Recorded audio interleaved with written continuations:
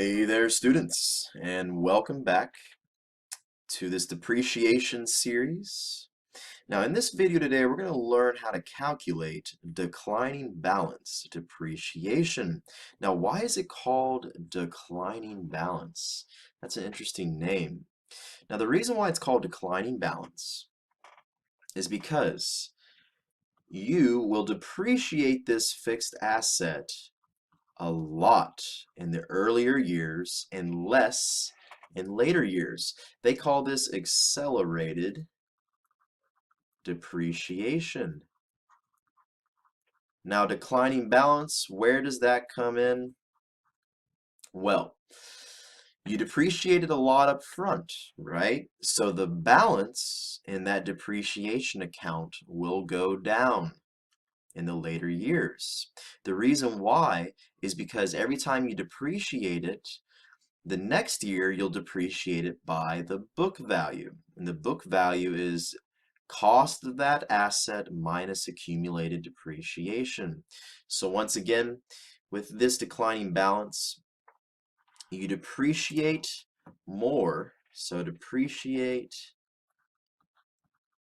a lot in earlier years,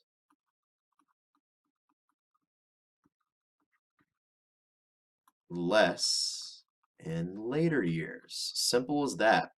Now, how do we calculate this? Well, there's actually a few steps. This is a little more complicated than straight line or units of activity method. The first thing we need to do is go ahead and calculate our cost. So get the cost of the equipment. Cost is always first.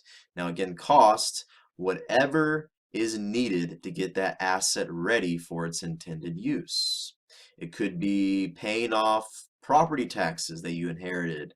It could be installation costs or shipping costs or insurance, that kind of stuff. Whatever is needed to get that asset ready. Now the second step here, we need to go ahead and get our rate of depreciation. How do we do that? Well, all you do is you take 100% and you divide it by the useful life of that fixed asset. Now, again, this is declining balance. Now, if this were double declining, you just take that rate and you multiply it by 2. That's it. And I realized here I spelled declining wrong. But I think you get the idea. I'm going to go ahead and do this so you have it. So there's that. Let's plug that in there. Okay, so once again, get your cost first, then get the rate. Now next, we're going to go ahead and use this rate and multiply it times our book value of that fixed asset, whatever it is. It could be a vehicle, a computer, it could be a piece of machinery. There's a lot of different types of fixed assets. Now again, land, you do not depreciate that. And this will equal your depreciation expense. Now next we're going to do a practice problem, and I'm going to show you a really cool method on how I get accumulated depreciation, book value, depreciation rate, all of that stuff within one single handy little chart. So let's go ahead and take a look. All right, now for our practice problem. So this will help you understand declining balance depreciation a little more better. And that's my goal here. So I want to go ahead and introduce you to the concept, and now we're going to practice a problem. So in 2012, Ideal Time purchased equipment with a 10-year life valued at $547,000. So there's your purchase price, very important, $547,000. Now to install and ship this equipment, well, to install it, it's $10,900, and to ship it, it's $7,550. This equipment has a salvage value of $23,200. That's the trade-in value. So using the declining balance method, answer the following. Depreciation expense in 2012. What is the depreciation expense in 2013 and book value 2013? Simple as that. So let's go ahead and take a look. I'm going to show you a really cool way that we can answer all three of these questions. So let's take a look here. Now the very first step, as always, we need to get this cost. So what goes into the cost of this equipment? Well, definitely the purchase price. I don't see why not. That's definitely what it costs to buy it. So purchase was 547,000.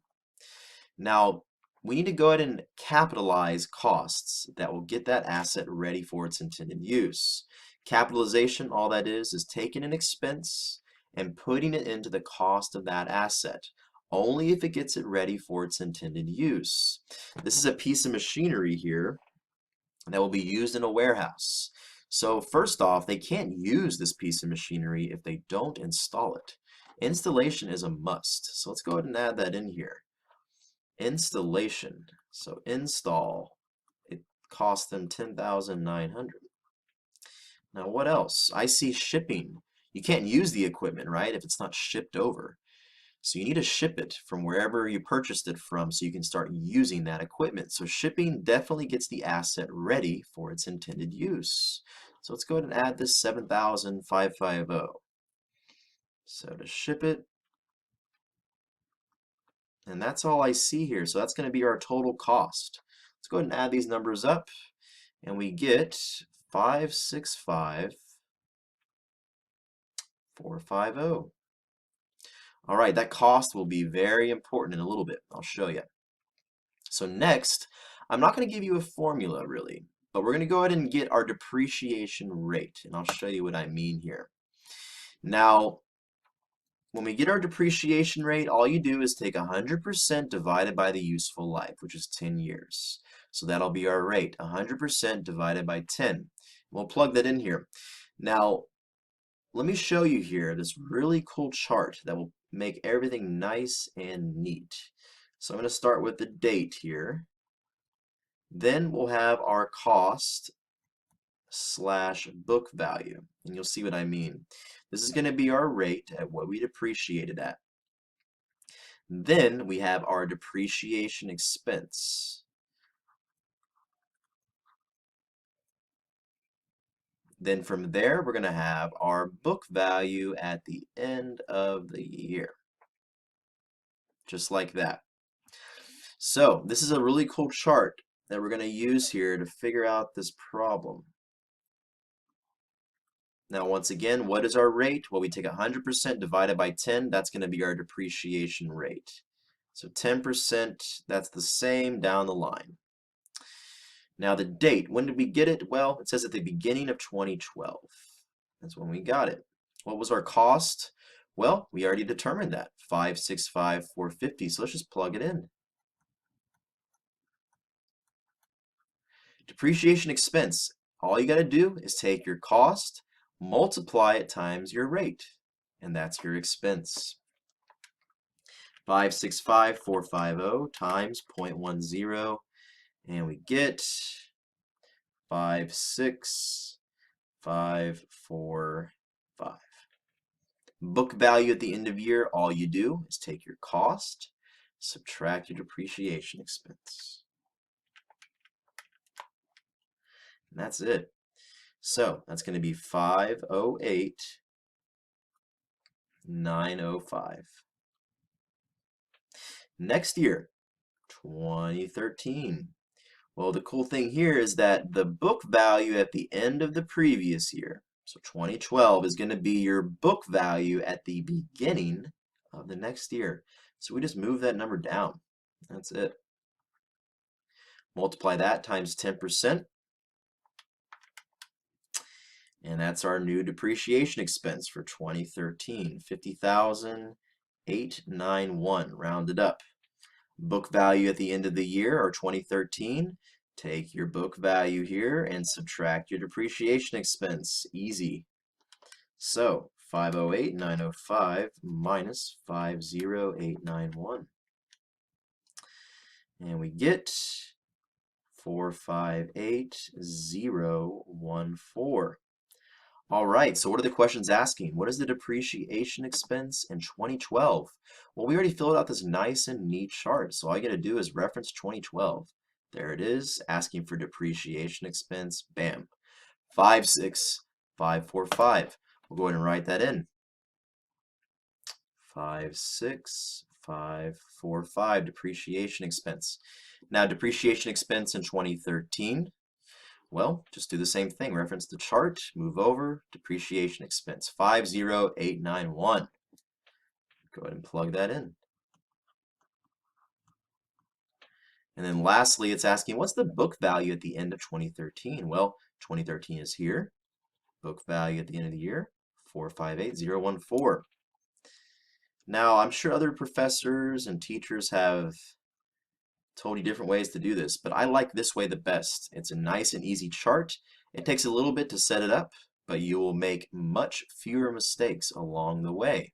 So I highly recommend it. And once again, this is called declining balance because you're declining in balance here. Notice you depreciated higher right here, 56545 in the first year, but it declines in the next year. And then 2014, it'll decline again. So your depreciation over time is less and less and less. Declining balance. Now, one thing I did forget to mention here is that this salvage value, the trade-in value for this piece of machinery, you actually ignore it for declining balance depreciation. You do not use it in your calculations. Notice I did not subtract it here from the cost. Very important. So once again, go ahead and ignore that salvage value. Hopefully that was helpful for y'all today. Again, this little chart will be very helpful for you to calculate declining balance depreciation. Once again, if you have any questions or feedback, please give me a comment. I'd love to hear from you.